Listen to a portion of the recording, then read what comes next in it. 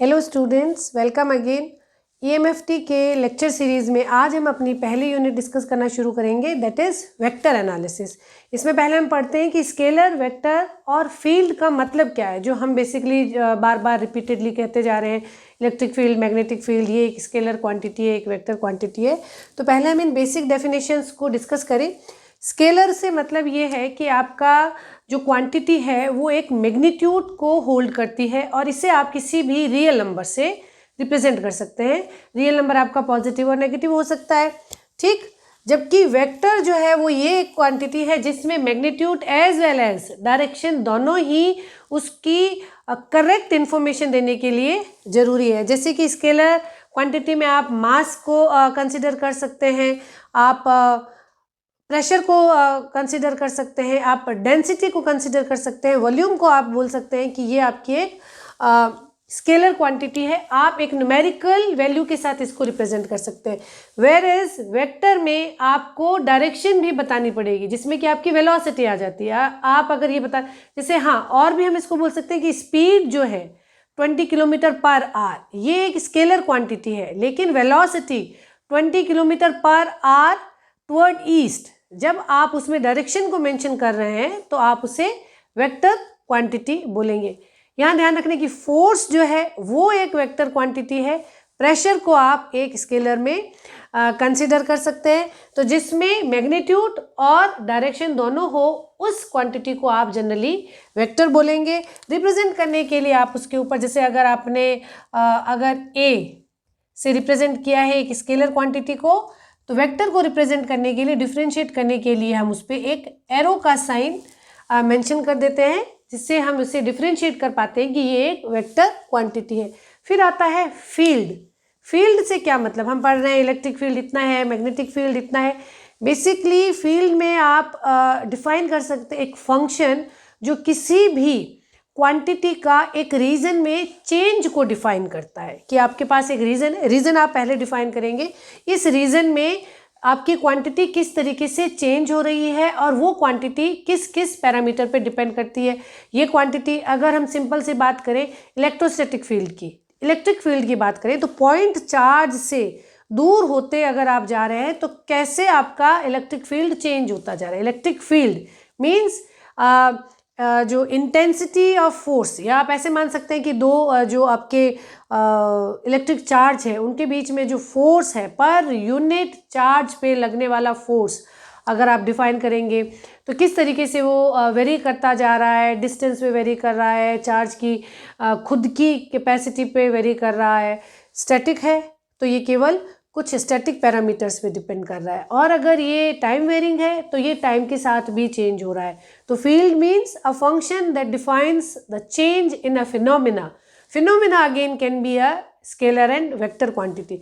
जैसे कि आप ऐसा बोलना चाहें कि एक आपने सूप का बाउल लिया, तो उसमें टेम्परेचर कैसे चेंज हो रहा है। टेम्परेचर आपका एक स्केलर क्वांटिटी है, तो उस चेंज को जो आप रिफ्लेक्ट कर रहे हैं कि सरफेस पे इतना टेम्परेचर है, आपके जो बॉटम है, बाउल के बॉटम में इतना टेम्परेचर है, तो अगर आप सूप के बाउल में टेम्परेचर को डिफाइन करें तो वो जो फंक्शन होगा वो आपका एक स्केलर फील्ड हो जाएगा। वेयर एज अगर आप एक बॉडी पे, मास पे ग्रेविटेशनल फोर्स को रिप्रेजेंट करेंगे तो वो एक आपका वेक्टर फील्ड हो जाएगा, कर सकते हैं, ठीक। तो ये सिंपल डेफिनेशन हुई। उसके बाद में हम पढ़ेंगे कोऑर्डिनेट सिस्टम। यहाँ पे हम किसी भी पॉइंट को लोकेट करने के लिए डिफरेंट कोऑर्डिनेट सिस्टम काम में लेते हैं। आज की क्लास में हम रेक्टेंगुलर कोऑर्डिनेट सिस्टम, जिसे कार्टेशियन कोऑर्डिनेट सिस्टम कहा जाता है, उसको स्टडी करेंगे। इसके बाद यहाँ पे हम 3 डायमेंशनल आपका कोऑर्डिनेट सिस्टम मेंशन करके चल रहे हैं, जिसमें कि आपके 3 एक्सिस हैं और तीनों ही एक्सिस एक दूसरे के परपेंडिकुलर है। जो नेक्स्ट आपका कोऑर्डिनेट सिस्टम होगा वो सिलेंड्रिकल होगा, फिर स्फेरिकल होगा। ये हम क्यों पढ़ रहे हैं, ये हम एक एक करके हर कोऑर्डिनेट सिस्टम के साथ डिस्कस करते जाएंगे। तो रेक्टेंगुलर कोऑर्डिनेट सिस्टम या कार्टेशियन कोऑर्डिनेट सिस्टम में हम बेसिकली 3 एक्सिस कंसिडर करेंगे, ठीक। एक्स, वाई एंड जेड, ठीक। यहाँ पे आप जेड को, अगर मैं इस बोर्ड को कंसिडर करती हूँ तो ये जो डायरेक्शन है ये अगर x है, इसके परपेंडिकुलर अपवर्ड डायरेक्शन में आपका y एक्सेस रहेगा, आउटवर्ड डायरेक्शन में, इस बोर्ड के आउटवर्ड डायरेक्शन में z एक्सेस रहेगा। z एक्सेस किधर रहेगा? x से y की तरफ आप राइट हैंड में जब मूव करते हैं, राइट हैंड से, ठीक है, आप इधर इनवर्ड डायरेक्शन में z को कंसिडर नहीं करेंगे। x से y की तरफ राइट हैंड से मूव करते वक्त जिधर आपका थंब का प्रोजेक्शन होगा उस तरफ आपको z कंसिडर करना है। ओके, तो z जो है, z एक्सेस आपका आउटवर्ड फ्रॉम दिस बोर्ड, बाहर की तरफ ऐसे है। यहाँ पे हम इसको 2 डायमेंशनल पेपर में नहीं दिखा पा रहे तो इसको ऐसे मानिए, ठीक है। ये जो आपको z दिखाया गया ये बेसिकली ऐसे है।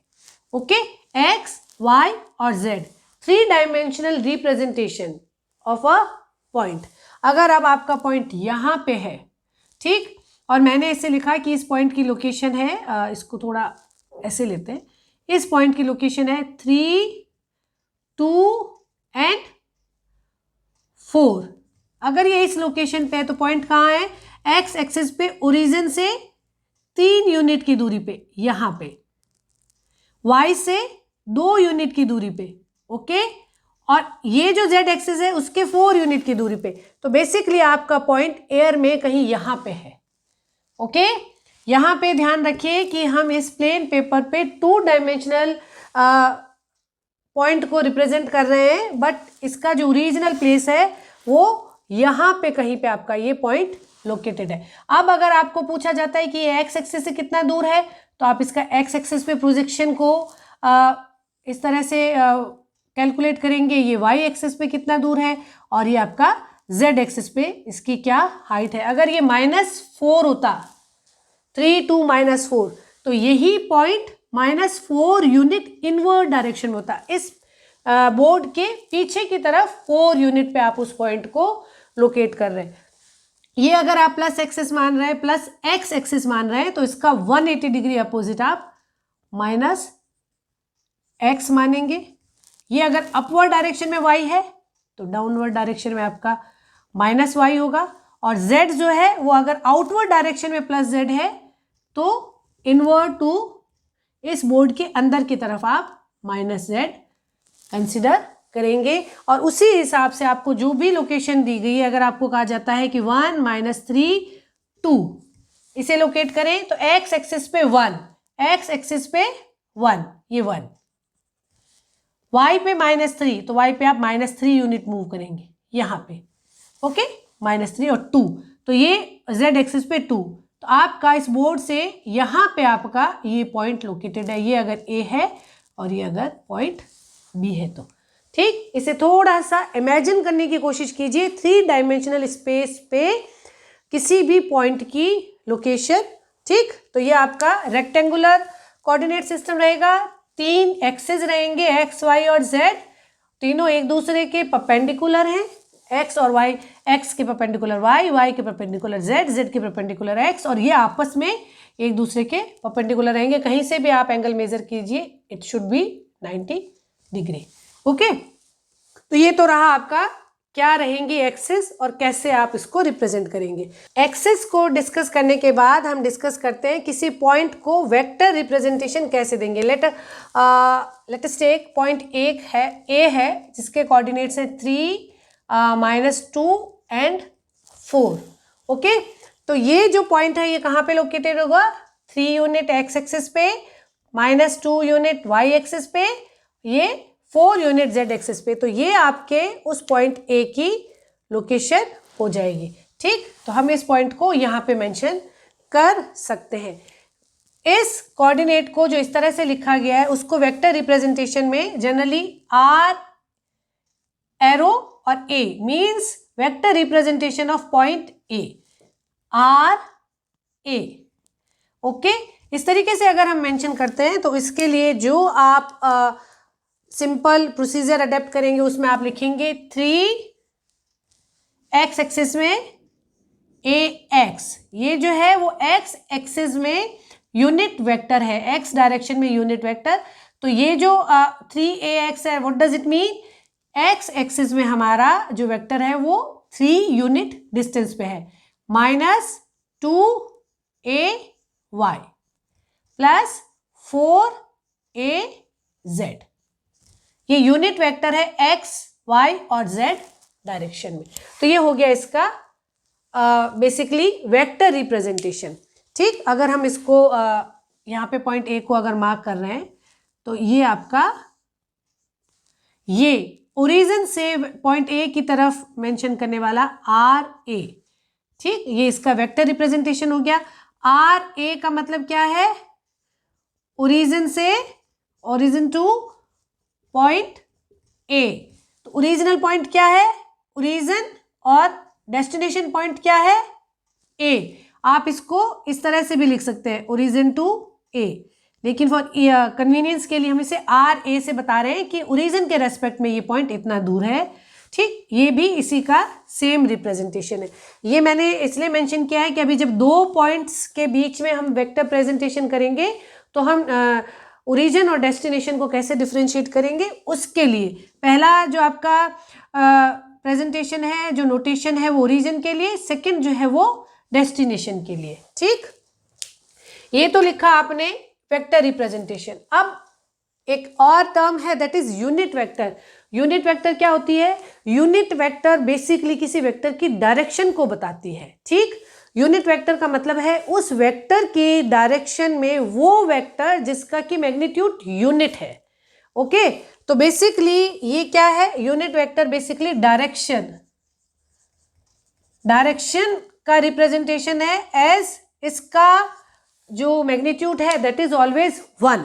तो आप RA कैसे कैलकुलेट करेंगे? अगर आपका वेक्टर रिप्रेजेंटेशन अगर आपका 3AX minus 2AY plus 4AZ है, ओके, तो इस वेक्टर रिप्रेजेंटेशन का या इस पॉइंट का ओरिजिन से डिस्टेंस कितना होगा उसे हम RA का मैग्नीट्यूड बोलते हैं। ये है ओरिजिन से डिस्टेंस, दैट इज आप इसे अगर जनरलाइज टर्म में अगर आप इसे बोलें तो आप इसे लिख सकते हैं AX plus AY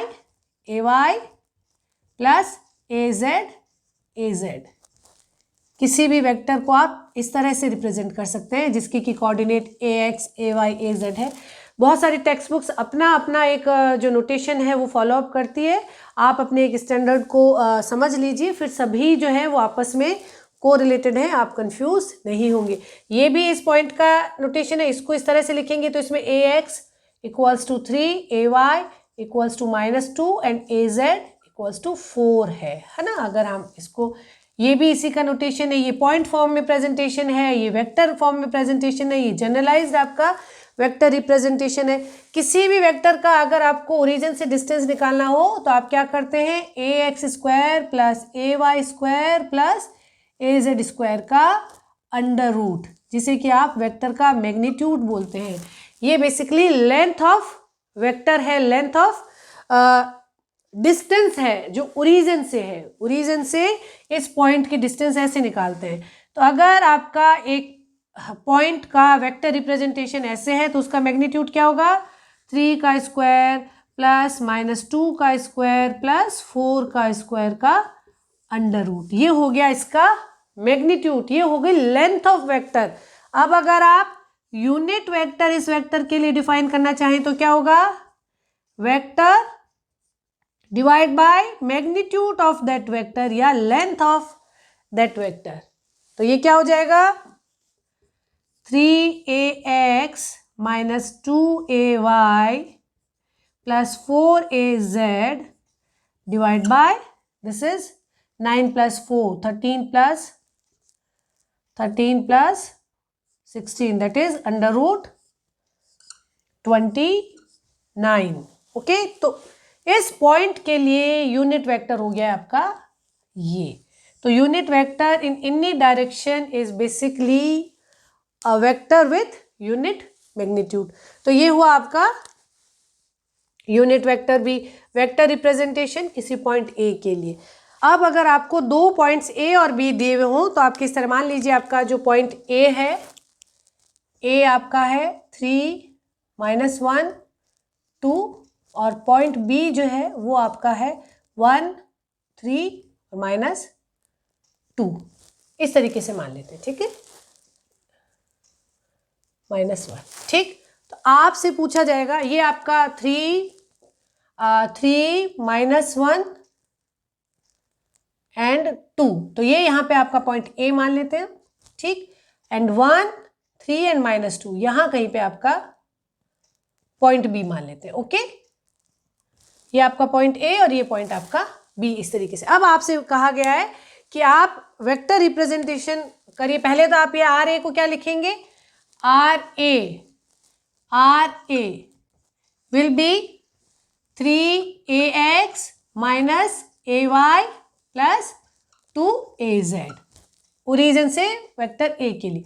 R B point B के लिए ax plus 3ay minus 2az, ये आपके पॉइंट ए और बी के वेक्टर रिप्रेजेंटेशन। आपसे पूछा गया है कि आप कैलकुलेट करके बताइए आर ए बी, ओके। इसको कुछ बुक्स आपका वेक्टर ए और वेक्टर बी इस तरह से भी बताती है, ओके। तो आप उस फॉर्म में भी आप कंफ्यूज ना हो, वेक्टर ए और वेक्टर बी अगर आपको लिखा गया है तब भी आप इस तरीके से इनको लिख सकते हैं, ठीक। आर ए बी पूछा जा रहा है, व्हाट डज इट मीन, ए से बी। अब आप ये ध्यान रखिए कि ये सोर्स पॉइंट है और ये डेस्टिनेशन पॉइंट है। हमेशा अगर आपको ऐसा कहा जाएगा कि आप आर पी सी या पी क्यू, तो पी से क्यू की तरफ डायरेक्टेड वेक्टर को आप रिप्रेजेंट कीजिए। तो ये जो ए है वो आपका सोर्स पॉइंट रहेगा और ये आपका डेस्टिनेशन पॉइंट रहेगा, ओके, जहां पे कि आपका एरो जा रहा है। तो ए बी का मतलब क्या है, ए से बी की तरफ, पॉइंट ए से पॉइंट बी की तरफ आपने एक वेक्टर ड्रॉ किया है। अब आप इसे कैलकुलेट कीजिए। तो आर ए बी कैलकुलेट करने के लिए आप क्या करेंगे, बी के कोऑर्डिनेट में से ए के कोऑर्डिनेट आप माइनस करेंगे, ठीक है। जब आपने आर ए लिखा तो क्या किया, ए के कोऑर्डिनेट में से आपने ओरिजिन को माइनस किया। उसी तरीके से आप जब आर ए बी लिखेंगे तो बी के कोऑर्डिनेट में से ए के कोऑर्डिनेट को माइनस करते जाएंगे और आर ए बी लिखेंगे। क्या हो जाएगा आपका ये -2ax plus 4ay and -4az। Is it okay. B के कोऑर्डिनेट में से ए के कोऑर्डिनेट माइनस करिए, 1 - 3 - 2x, 3 - -1 प्लस 4ay, -2 - 2 -4az। ध्यान रखिएगा ए बी जब लिखा गया है, आपको ऑप्शंस जब ऑब्जेक्टिव में मिलेंगे तो माइनस साइन के साथ एक दूसरा वेक्टर भी लिखा होगा। ए बी जब लिखा है ए से बी की तरफ, बी में से एक को आप सब्ट्रैक्ट कर लीजिए। यूनिट वेक्टर अगर आपसे पूछा जाए तो आप इसको आर ए बी के मैग्नीट्यूड से डिवाइड कर देंगे, ये हो जाएगा आपका यूनिट वेक्टर ए बी की डायरेक्शन में, ठीक। Very simple. आपसे ए प्लस बी पूछा जा सकता है, ए माइनस बी पूछा जा सकता है, ए क्रॉस बी भी पूछा जा सकता है। ए डिवाइड बाई बी जो है वो नहीं डिफाइंड है अनटिल कि ए और बी दोनों पैरेलल में है, ठीक है। अब आपसे अगर एक वेक्टर आपका ए है और अगर एक वेक्टर बी है तो ए डॉट बी क्या रहता है, ए क्या है आपका, अगर आपका एक वेक्टर ए। अब हम थोड़े से जो सिंपल रूल है आज के इस क्लास में, हम बेसिक ये जो रेक्टेंगुलर कोऑर्डिनेट सिस्टम है वो आप लोगों को बहुत अच्छे से आता है, इसलिए मैं फास्ट स्पीड के साथ रिवाइज करवा रही हूँ। अगर a = ax plus ay plus az से रिप्रेजेंट हो रहा है, और b अगर bx ax plus by ay plus bz az से रिप्रेजेंट हो रहा है, तो क्या क्या आपसे और पॉसिबिलिटीज पूछी जा सकती है।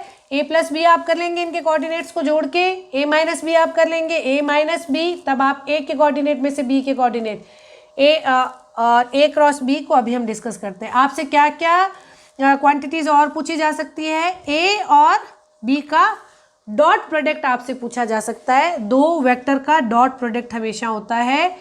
ए का मैग्नीट्यूड, बी का मैग्नीट्यूड, और उन दोनों के बीच में जो एंगल है उसका कॉस ऑफ थीटा। देखिए ये ए था, ये है वेक्टर ए, ये है वेक्टर बी। तो अगर आपसे डॉट प्रोडक्ट पूछा जाता है तो इसका length into cos of this theta. ये थीटा क्या है? दोनों वेक्टर के बीच में एंगल। ओके, ऐसे पूछा जाता है। अगर आप डॉट प्रोडक्ट करते हैं तो दो ऑर्थोगोनल जो एक्सिस हैं उनके बीच में A X dot A Y will be 0 as well as A X dot A X will be 1. Unit magnitude cos theta, cos 0 is 1. This will be always 1. Unit magnitude cos 90, that is 0. तो अगर आप दो vector का dot product करते हैं, इन दोनों को अगर आप एक्सपेंडेड फॉर्म में डॉट प्रोडक्ट करेंगे तो a dot b will be ax bx plus ay by plus az bz. आपसे बहुत बार दो पॉइंट्स देके आपसे पूछा जाएगा कि इन दो वेक्टर के बीच में एंगल निकालिए। आप डॉट प्रोडक्ट निकालिएगा, डॉट प्रोडक्ट के साथ साथ दोनों का इंडिविजुअल मैग्नीट्यूड, और उसको ए बी कॉस थीटा के बराबर करेंगे तो आप कॉस थीटा निकाल पाएंगे। If problem ask for a angle between two vector. इसके बाद एक नई टर्म और पूछी जाती है, that is A and B के बीच में क्रॉस प्रोडक्ट क्या रहेगा, इनका वेक्टर प्रोडक्ट क्या रहेगा। तो उसके लिए आपको A X A Y A Z, A X A Y A Z, B X B Y B Z, इस मैट्रिक्स को सॉल्व करना होगा और इसका जो रिजल्ट होगा वो एक वेक्टर क्वांटिटी होगा with the vector in the direction perpendicular to both A and B. Dot product जो है वो एक स्केलर क्वांटिटी है और जो आपका क्रॉस प्रोडक्ट है वो आपकी एक वेक्टर क्वांटिटी है। और फाइनली ये क्या बनेगा, देखो इसको अगर आप एक्सपेंड करेंगे तो ये बनेगा A X A Y B Z minus B Y A Z. इस तरीके से आप इसको जब एक्सपेंड करेंगे इस मैट्रिक्स मल्टीप्लिकेशन को तो एक वेक्टर क्वांटिटी आएगी। ये वेक्टर ए क्रॉस बी होगा एज वेल एज उसकी डायरेक्शन ए और बी दोनों के ऑर्थोगोनल होगी।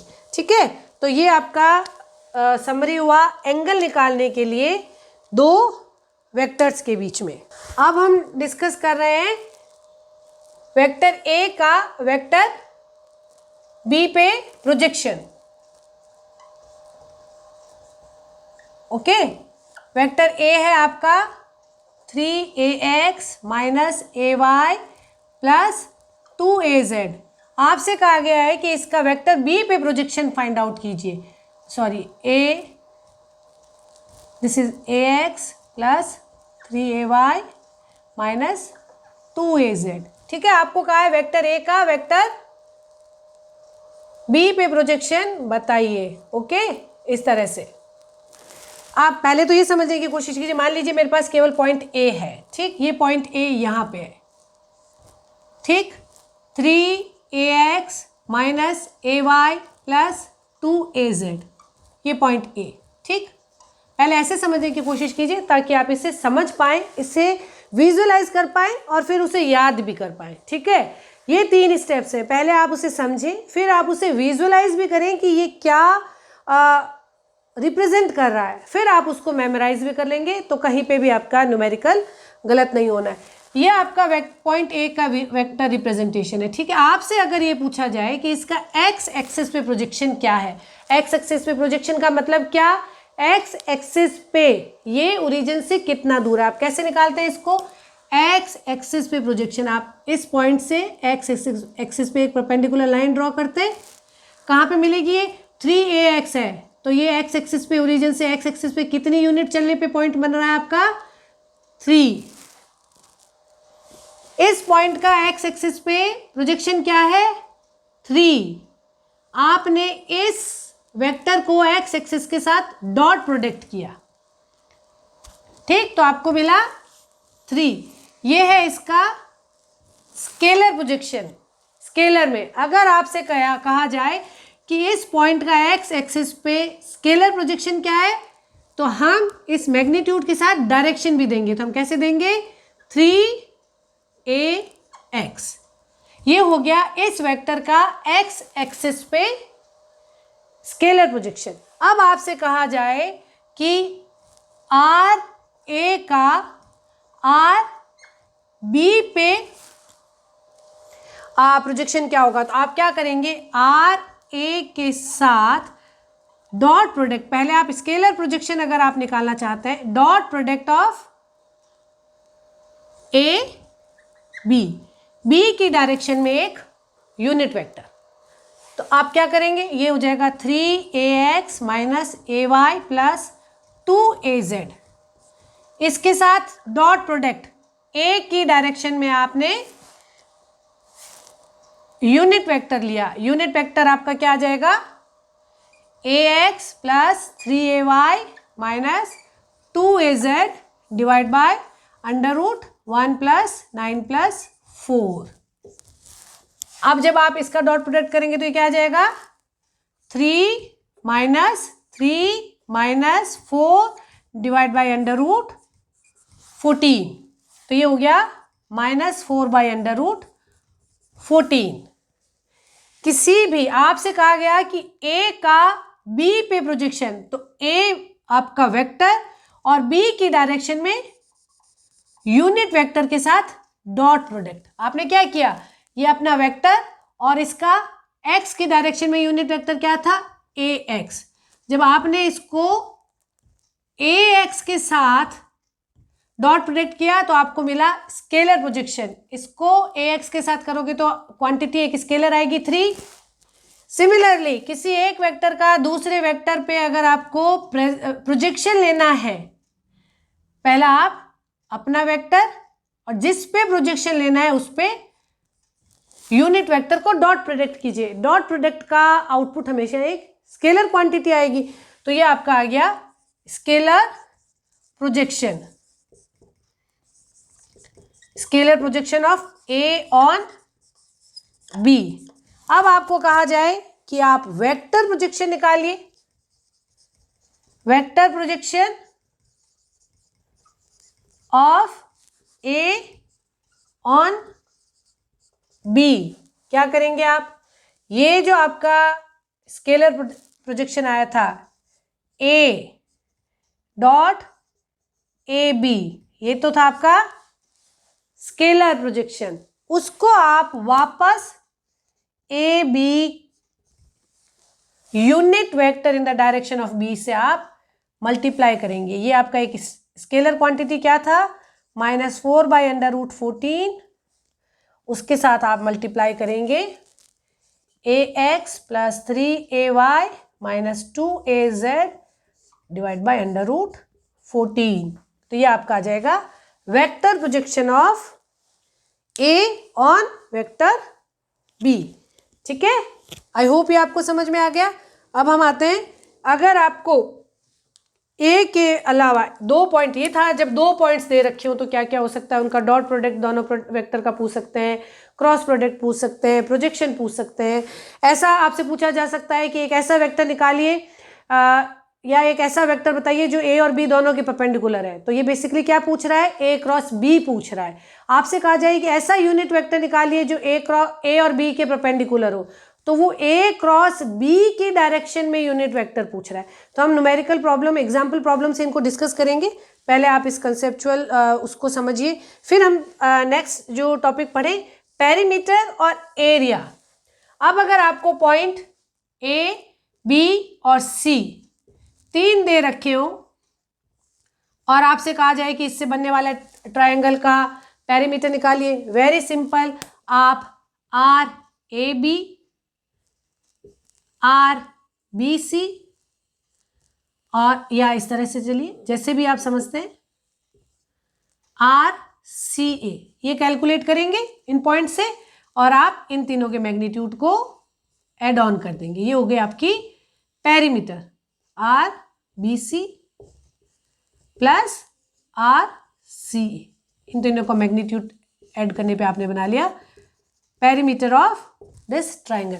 अगर एरिया पूछा जाता है तो एरिया निकालने के लिए आप area will be half of magnitude of RAB cross product RAC। कोई भी एक कॉमन पॉइंट ले लीजिए और उससे दोनों रेस्ट ऑफ द पॉइंट्स को डायरेक्ट करता हुआ आप वेक्टर निकालेंगे। अगर आप A को कॉमन पॉइंट मान रहे हैं तो AB क्रॉस AC के, ध्यान रखिएगा AB क्रॉस, वैसे मैग्नीट्यूड आपका CA और AC का सेम ही आ जाना है, इसलिए फर्क नहीं पड़ेगा। एरिया अगर आपको निकालना है तो आप AB क्रॉस AC के क्रॉस प्रोडक्ट के मैग्नीट्यूड को half of the cross product of RAB cross RAC को आप एरिया ऑफ ट्राइंगल बोलेंगे। तो जो हमने पढ़ा है उसको हम एक न्यूमेरिकल प्रॉब्लम के साथ, एग्जाम्पल के साथ समराइज कर लेते हैं। हमने जो वेक्टर प्रेजेंटेशन में स्मॉल r लिया था, कुछ लिटरेचर बुक में वो आपका कैपिटल R है, तो उससे आप कंफ्यूज ना हो।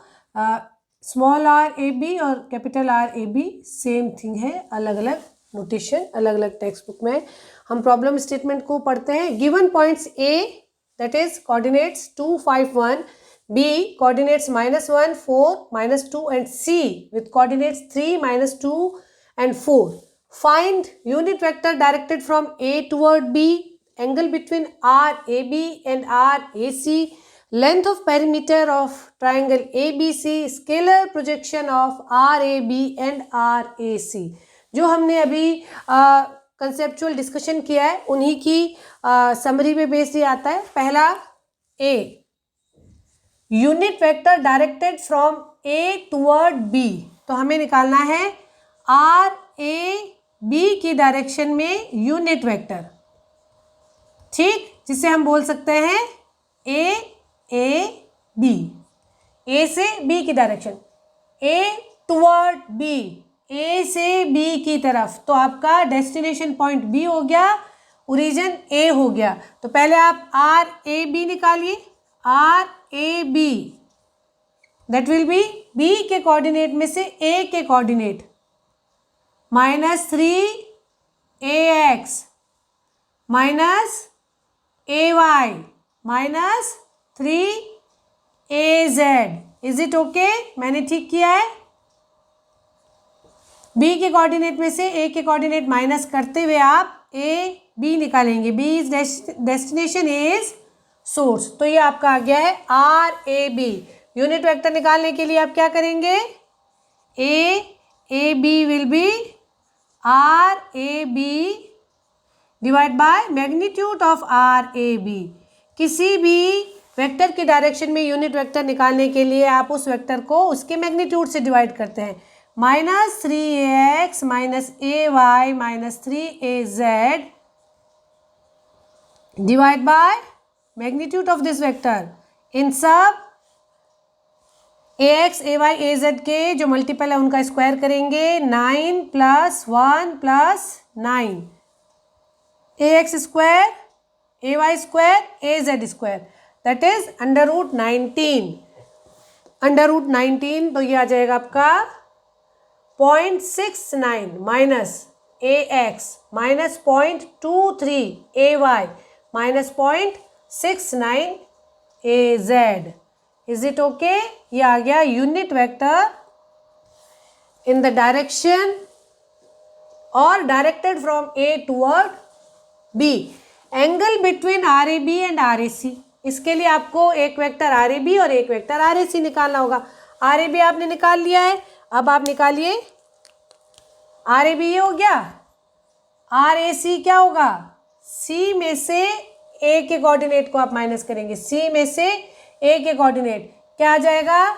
3 - 2 1 AX -2 -5 -7 -7 AY 4 - 1 + 3 AZ।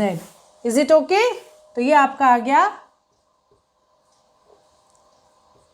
Are A सी।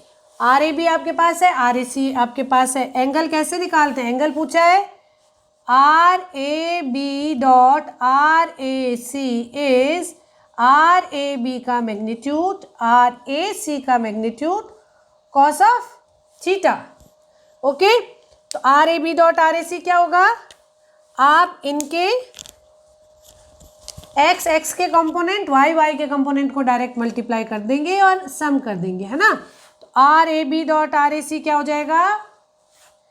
-3 + 7 - 9, ये हो गया आपका R A B dot R A C equals to A B का मैग्नीट्यूड है, ए बी का मैग्नीट्यूड हो जाएगा 9 + 1 + 9 इंटू आर ए सी का magnitude.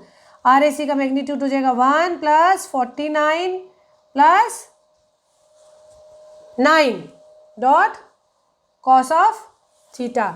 As cos of theta is minus, so cos of theta is, this is -12 and 5 is -5 divided by √19 √59. So it will be almost 98.58 degree theta will be.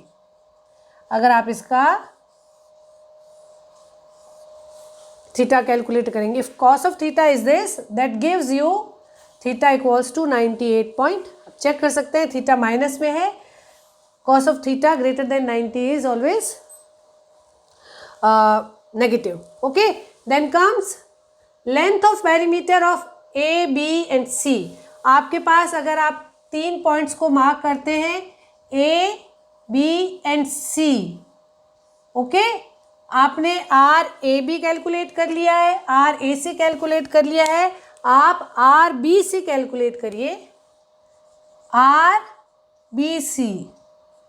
ये दो arms का आपने vector representation, आप B C को calculate करेंगे तो are B सी क्या हो जाएगा आपका? R B C will be, B में से आप सी में से आप बी के कोऑर्डिनेट्स को माइनस कर रहे हैं, तो ये आपका हो जाएगा 4ax - 6ay + 6az। तो आपके पास R A B, B C, C A और ए सी, अगर आप पेरीमीटर की बात करते हैं तो लेंथ आपका, हमने आर ए सी निकाला, इसका मैग्नीट्यूड आर सी ए के मैग्नीट्यूड के बराबर होगा ना, इसलिए ए बी, बी सी, सी ए, या ठीक। अब आप पेरीमीटर कैसे निकालेंगे? C perimeter will be R A B का magnitude plus R B C का magnitude plus R C A का magnitude, and that will be A B. A B आपका है √9 + 1 + 9। बी सी क्या है? बी सी आपका ये आ गया 16 + 36 + 36 प्लस सी ए क्या है? √1 + 49 + 9। सो इट विल बी ऑलमोस्ट 21.42। ये आपकी आ गई पेरीमीटर। ओके, अब हम डिस्कस करते हैं पॉइंट डी को। What does it say? Scalar projection of R A B and R A C. ठीक, आर ए बी का आर ए सी पे स्केलर प्रोजेक्शन, तो इसको कैसे लिखेंगे? आर ए बी जो है वो वेक्टर, उसका डॉट प्रोडक्ट किसके साथ? ए सी की डायरेक्शन में यूनिट वेक्टर के साथ।